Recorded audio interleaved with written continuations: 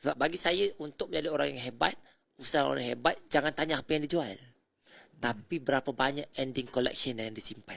Banyak orang bangga ada 10 kedai. Betul. Ada 10 kereta. Tapi bagi saya, orang yang hebat itu adalah orang, dia macam pertandingan lumba lari. Okay, you buat bisnes apa? Consultant bisnes. Seorang lagi bisnes makan. Seorang lagi bisnes botol. Seorang lagi mungkin doktor. Semua ni bisnes. Biar tentu klinik lah. And dalam perjalanan kita, pertandingan kita, pecah tali tu lah.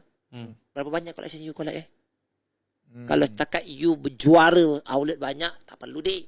Setakat you glamour banyak dek, tak perlu dek. Ya. Ending berapa banyak collection. Collection tu apa dia? Lepas ni collection tu you simpan pula. Aset apa you kembangkan? Emas ke? Aset ke? Banyak orang sebenarnya gagal perniagaan, dia ada duit, dia pergi buka cawangan sampai duit dia kering. Dia rasa dah banyak cawangan tu dia berjaya. Tak. Kalau kena COVID, kena banjir, kena kebakaran, Habis. yes. So kalau tanya dengan saya, you kena convert separuh aset, separuh bisnes. Dan jangan tanya, okay, tanya saya, okay, saya buat bisnes makanan. Makanan ni boleh berjaya, tapi you kena fokus, you tak boleh bergerak. Owner kena duduk, owner kena rasa, once owner bercuti, lain sentuhan, habis.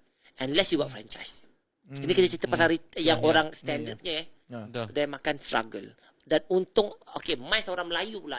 Saya tak cerita orang lain, orang Melayu. Kau buat kedai makanan sedap macam mana pun, kalau kau duduk tepi jalan, kau level tepi jalan. Ya. Kau kena pergi kepada mall. Mall sewa mahal. Bila mall sewa mahal, kau tak ada branding, susah. Zaman sekarang ni, contohlah, orang jual kunafa lah, jual coklat lah. Pusing-pusing pimen-pimen tu yang naik orang yang famous ni.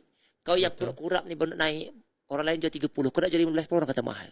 Sebab orang Melayu terutamanya, dia orang punya minds, makanan perlu murah.